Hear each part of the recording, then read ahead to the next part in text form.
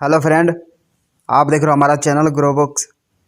तो अगर आप हमारे चैनल पर नए हैं तो प्लीज़ हमारे चैनल को सब्सक्राइब कर लीजिएगा। तो चलिए आज हम फिर से आपके लिए नई बुक लाए हैं, जिस बुक का नाम है माइंड जिम।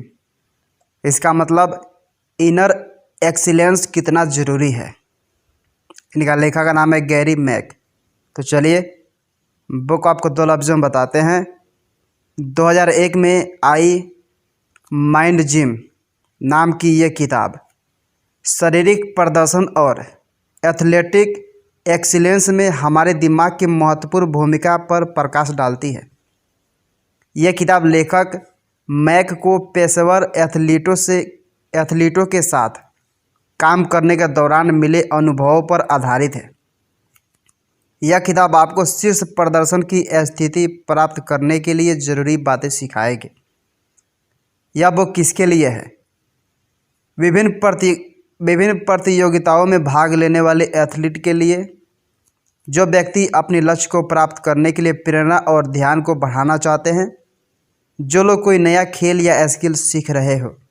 अध्याय नंबर 1, बिना ट्रेड दिमाग के अपने बेहतरीन परफॉर्मेंस तक पहुंचना असंभव है। क्या आप कभी कभी किसी लंबी दूरी की रेस में दौड़े हैं? अगर हाँ, तो आपको पता होगा कि बात सिर्फ शारीरिक तौर पर फिट होने की नहीं है।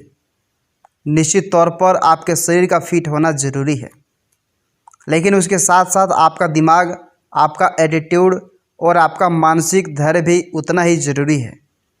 क्योंकि जब आप फिनिश लाइन के करीब होते हैं और आपका शरीर बस हार मानने वाला ही होता है, तब आपको वो दिमाग का ही जो आपको उस लाइन के उस पार धकेलता है।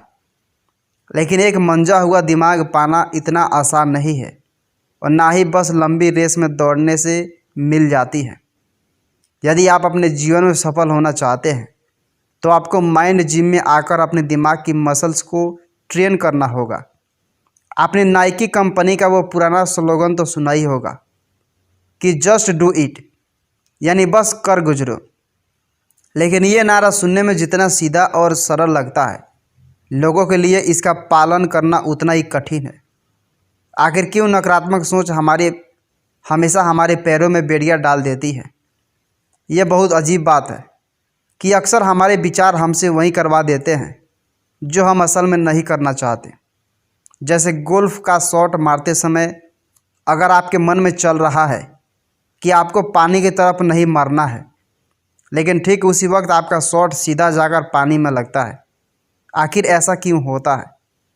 क्योंकि पानी के बारे में हमारा दिमाग इतना ज़्यादा सोच रहा था कि जाने अनजाने में शरीर ने भी पानी की तरफ ध्यान देकर निशाना लगा दिया। लेखक कहते हैं कि अगर आप ऐसे नतीजे नहीं चाहते हैं तो उन बातों के बारे में सोचना छोड़ दीजिए जिनके होने से आपको डर लगता है, और केवल उन बातों के बारे में सोचें जो आप चाहते हैं।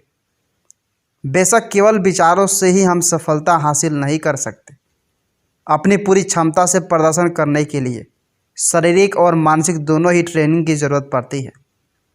बास्केटबॉल खिलाड़ियों के 3 ग्रुप्स पर किया गया एक अध्ययन भी यही बताता है।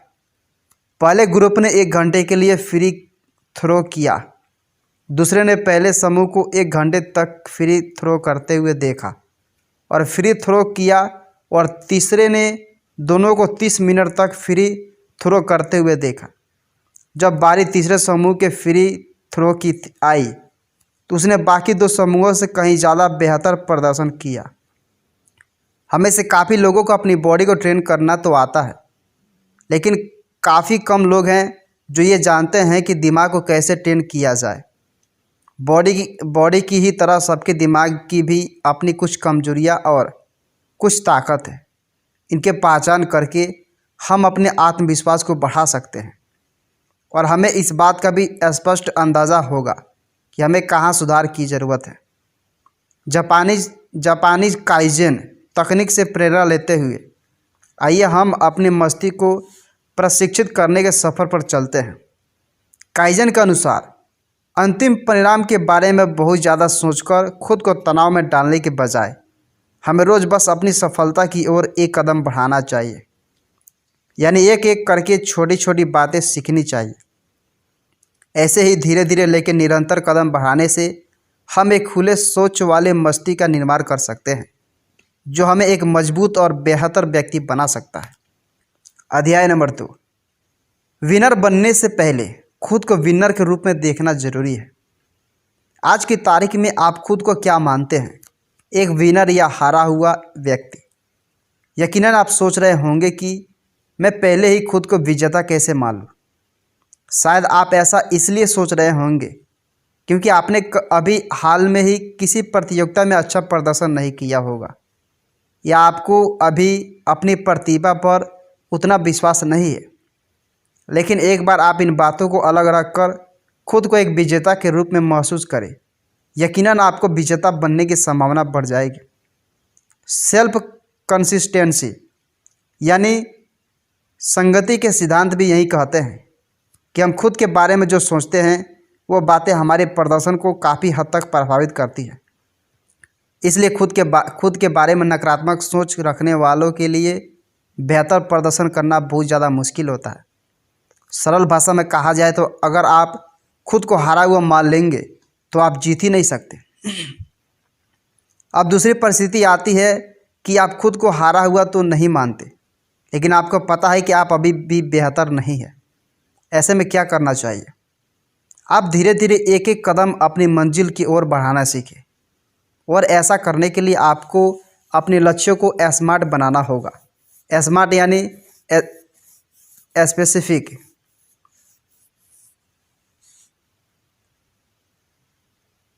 जैसे कि अगर आप साल के अंत में मैराथन दौड़ने का लक्ष्य रख रहे हैं तो आपको साल के शुरुआती महीनों में ही आपके स्मार्ट गोल्स निर्धारित करने होंगे, जिसके अनुसार पहले हफ्ते में 2 दिन 2 मील दौड़े, दूसरे हफ्ते में 3 दिन 3 मील। इस लय को आप तब तक बनाए रखें जब तक आप हर हफ्ते 13 मील तक ना दौड़ने लगे, जो कि आपकी मैराथन की आधी दूरी के बराबर है। अगर आप जल्द से जल्द आधा मैराथन पूरा करने का लक्ष्य लेकर चलते हैं तो आपकी ट्रेनिंग ज़्यादा दिन चल नहीं पाएगी। क्यों? क्योंकि आपका लक्ष्य अवास्तविक है और आप उसे पूरा नहीं कर पाएंगे, जिसके कारण आप निराश महसूस करने लगेंगे। वहीं दूसरी तरफ अगर आप हर दिन का लक्ष्य बहुत ही कम रखेंगे तो भी आप मैराथन खुद को तैयार नहीं कर पाएंगे। जब अपने स्मार्ट गोल्स का निर्धारण कर उन पर काम करते हैं तो आपका भरपूर प्रयास होना चाहिए कि आप अपने दृढ़ निश्चय, लगन और डिसिप्लिन को बरकरार रखें, क्योंकि नेगेटिव विचारों को मन में आना बहुत आसान होता है, जिसके कारण आप लक्ष्य को पूरा नहीं कर पाते। ये बात सच है कि कोई भी विजेता पैदा नहीं होता, उसे बनना पड़ता है, और जीतने के पहले हारना भी पड़ता है। ये एक स्वाभाविक प्रक्रिया है, पर ना जाने क्यों एक एथलीट इससे डर कर अपनी गलतियों के सीखने के बजाय जोखिम उठाना ही नहीं चाहता। ऐसा इसलिए है क्योंकि हर व्यक्ति खुद को परफेक्ट बनाना चाहता है। कई लोग इसे सकारात्मक सोच का हिस्सा मानते हैं, पर असल में ये आपकी ट्रेनिंग में एक बाधा है। जैसे कि कोई भी बास्केटबॉल का खिलाड़ी अपने हर फ्री थ्रो में 100% सफल नहीं हो सकता।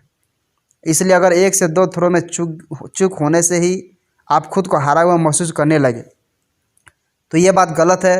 सफलता हमेशा निरंतर प्रयास करने वालों को मिलती है, इसलिए असफलता को बस आप एक जानकारी के रूप में देखें, जिससे आपको ये पता चलता है कि आगे और किस सुधार की गुंजाइश है।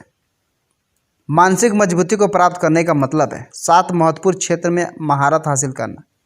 ज़्यादा खेलों में शारीरिक मजबूती और ताकत होना फ़ायदे की बात मानी जाती है। जैसे एक ताकतवर और तगड़े रेसलर को देखते ही हम उसके मुकाबले कमज़ोर शरीर वाले को कम समझने लगते हैं, लेकिन केवल बड़ी बड़ी मांसपेशियों और डोलों का होना ही ताकत का प्रतीक नहीं होता, अपितु शारीरिक के साथ साथ मानसिक ताकत भी उतना ही जरूरी है। मानसिक मजबूती को प्राप्त करने के लिए आपको 7 क्षेत्र में खुद को ट्रेन करना होगा। इन 7 क्षेत्रों का लेखक ने 7 C ऑफ मेंटल टफनेस का नाम दिया है। इनमें से पहला है प्रतिस्पर्धात्मकता यानी कॉम्पिटिटिवनेस। एक मजबूत दिमाग का व्यक्ति ही अपने कठिन से कठिन विरोधी को भी हराने का साहस रखता है। एग्जाम्पल स्वरूप यह प्रतिस्पर्धी भावना ही थी जिसने माइकल जॉर्डन को बास्केटबॉल को छोड़ प्रमुख लीग बेसबॉल में शामिल होने के लिए प्रेरित किया। एक ऐसे खेल को छोड़ना जिसमें आपको महारत हासिल हो, यह इतना आसान नहीं, लेकिन वो अपने एक और पसंदीदा खेल में हाथ आजमाए बिना खुद को बूढ़ा होते हुए नहीं देखना चाहते थे। दूसरा, साहस। मानसिक रूप से मजबूत होने का मतलब है कि आप अपने मुश्किल से मुश्किल प्रतिद्वंदी से भी नहीं डरे। इसलिए इसमें कोई आश्चर्य नहीं होना चाहिए कि सफल लोग में साहस की कमी नहीं होती। वे सबसे अधिक चुनौतीपूर्ण चुनौतियों से भी नहीं डरते। उसके बाद बारी आती है आत्मविश्वास की। मानसिक रूप से मजबूत लोग खुद को एक विजेता के रूप में देखते हैं। अब माइकल जॉर्डन की ही बात ले लीजिए। वो हमेशा इस यकीन के साथ मैदान में कदम रखते थे कि वे सबसे अच्छे खिलाड़ी हैं।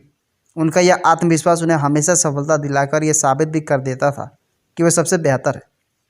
कंट्रोल और कंपोजर यानी संयम और धैर्य मानसिक मजबूती के लिए बहुत ज़रूरी है। जो लोग भारी तनाव के बावजूद भी अपने इमोशंस पर कंट्रोल रख कर अपना ध्यान लक्ष्य पर केंद्रित रख सकते हैं, वे क्लियर सोच के साथ सही फैसले ले पाते हैं।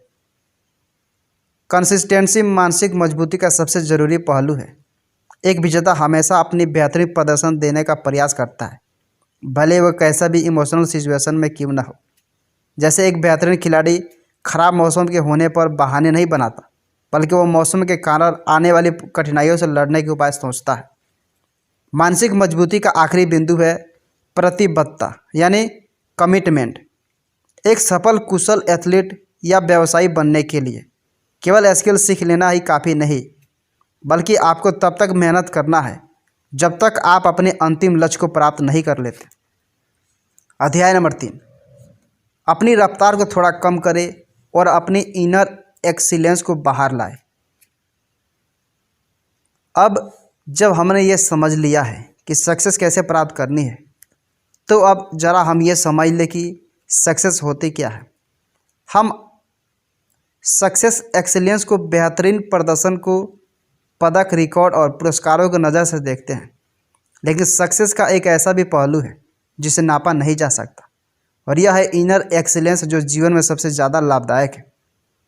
अगर आपको एक महान एथलीट बनना है तो इनर एक्सीलेंस आपके लिए बहुत ज़रूरी है। ये एक ऐसी मेंटालिटी है जिसमें आप अपने थॉट्स, इमोशंस और कामों के लिए जवाबदेह होते हैं, और यही जवाबदेही चाहे आप कितनी भी पीछे हटना चाहे आपको हार नहीं मानने देती है। इस मेंटालिटी में कंपटीशन आपके लिए एक चैलेंज बन जाता है, और आप हार के डर को पीछे छोड़कर बस अपना बेस्ट देने की कोशिश करते हैं। ऐसा करते हुए आप अपने हुनर को और तराश सकते हैं। तो अगली बार जब आपकी राह में कठिनाइयाँ आए तो अपनी इनर एक्सीलेंस को जगाए। हो सकता है जो मुसीबतें आपको आज पहाड़ जैसी लग रही है वह कुछ समय के बाद आपको बहुत छोटी लगने लगे। जैसे माइकल जॉर्डन को ही देख ले, इतने महान खिलाड़ी होते हुए भी उन्हें अपनी हाई स्कूल के दिनों में बास्केटबॉल टीम में जगह नहीं मिली, लेकिन इससे वो निराश नहीं हुए। उन्होंने इस बात पर ध्यान दिया कि वो क्या कर सकते हैं और उनसे क्या नहीं हो पाया। इस बात को उन्होंने पीछे छोड़ दिया। मनुष्य के शरीर में मौजूद मांसपेशियां भी यही दर्शाती है। मनुष्य के शरीर में 2 प्रकार की मांसपेशियां होती है, एंटागोनिस्ट और एगोनिस्ट। दोनों एक दूसरे के विपरीत काम करती है। जब हम पूरी गति से दौड़ते हैं तब दोनों ही मांसपेशियां काम करती हैं। एगोनिस्ट हमारी रफ्तार बढ़ाती है, जबकि एंटागोनिस्ट हमारी गति को धीमा करने के लिए काम करती है। इसलिए हमें 100% की जगह 90% स्पीड पर दौड़ना चाहिए। क्यों? क्योंकि ऐसे में एंटागोनिस्ट मांसपेशियां हमें रोकने के लिए कम जोर लगाएगी। सफल और संतुष्ट जीवन के लिए प्यार, लगन और परिश्रम तीनों ही महत्वपूर्ण है। जब आपको अपनी सफलता का जायजा लेना होता है तो आप किससे पूछते हैं? अपने दोस्त, परिवार, जान पहचान, यहाँ तक कि अपने दुश्मनों से भी। लेकिन आप खुद से पूछना भूल जाते हैं, अपना 100% दिया कि नहीं। ये तो आप खुद ही बता सकते हैं। अपनी सफलता का आकलन करने से पहले आप हार्वर्ड यूनिवर्सिटी के शोधकर्ताओं के द्वारा बताए गए कुछ पहलुओं के बारे में जान लें। इन शोधकर्ताओं के अनुसार ये पहलू जीवन की सफलता के मापदंड हैं। सबसे पहला क्षेत्र है प्यार, चाहे वो आपकी हॉबी हो या आपका काम। ये बात बहुत ज़रूरी है कि आप जो भी करें आपको उससे प्यार होना चाहिए। इसके बिना आप उस काम को सर्वश्रेष्ठ नहीं बन पाएंगे। क्यों? क्योंकि बिना प्यार के आपके अंदर वो जज्बात नहीं आएंगे जो आपको उन चोटों, तकलीफ़ों, दर्द और देर रात काम करने की थकान को भुलाकर भी आगे बढ़ने की प्रेरणा देगा। प्यार और परिश्रम साथ साथ चलते हैं।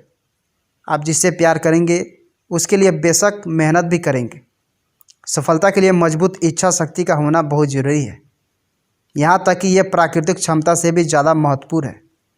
जैसे कि मशहूर बास्केटबॉल खिलाड़ी लैरी बर्ड का ही एग्जाम्पल ले लें, जो शारीरिक बनावट से तो बास्केटबॉल के अनुकूल नहीं थे, पर अपनी लगन और मेहनत से उन्होंने इस खेल में अपना नाम बुलंदियों पर पहुंचा दिया। सफलता के लिए अगला ज़रूरी पहलू है सीखना। खास तौर से जैसे जैसे आपकी उम्र बढ़ती जाती है इस पहलू का महत्व और बढ़ता है। आमतौर पर जवान और नए लोगों में कुछ प्राकृतिक खूबियाँ होती है जो उनका साथ देती है, जैसे हष्ट पुष्ट काया और गठीला शरीर। लेकिन उम्र के ढलने के साथ ही ये सारी चीज़ें फीकी पड़ने लगती है। ऐसे में बस आपका अनुभव ही आपका साथ देता है। अपनी गलतियाँ, अपनी ट्रेनिंग और अपने जीत के फलों से जो आपने सीखा है वो हमेशा आपको सर्वश्रेष्ठ बनाए रखने में मदद करता है। तो अगर आप ये तीनों बातें अपने मन में रखकर खुद को आईने में देखेंगे तब अपनी सफलता का सही आकलन कर पाएंगे। कुल मिलाकर एक एथलीट के रूप में सफलता हासिल करने के लिए अपने शरीर के साथ साथ अपने दिमाग को भी ट्रेन करना बहुत ज़रूरी है। अपने और अपनी सफलता की ओर अपनी सकारात्मक सोच आपके प्रदर्शन पर बहुत बड़ा प्रभाव डालती है। तो अपनी हार से सीख लेकर अपने लक्ष्यों को निर्धारित करें, अपनी संपूर्ण क्षमताओं को जानें और उन्हें निखारें। फिर आपको सफलता के शिखर तक पहुंचने से कोई नहीं रोक सकता। सफल होने के लिए आज में जीना सीखें। जब आपका शरीर और दिमाग दोनों एक साथ काम करते हैं तब सही तौर पर आप उस क्षण में मौजूद होते हैं। आगे क्या होगा या पीछे क्या हो गया उसके बारे में सोचे बिना बस उस एक क्षण में ध्यान केंद्रित करें। आपका लक्ष्य केवल बेहतरीन प्रदर्शन करना होना चाहिए। सभी विशेषणों और निर्णयों को बाद छोड़ दें। इन क्षण में जीना सीखें, जल्दबाजी न करें। फिर देखिए कैसे आपको सफलता और संतोष दोनों मिल जाएंगे।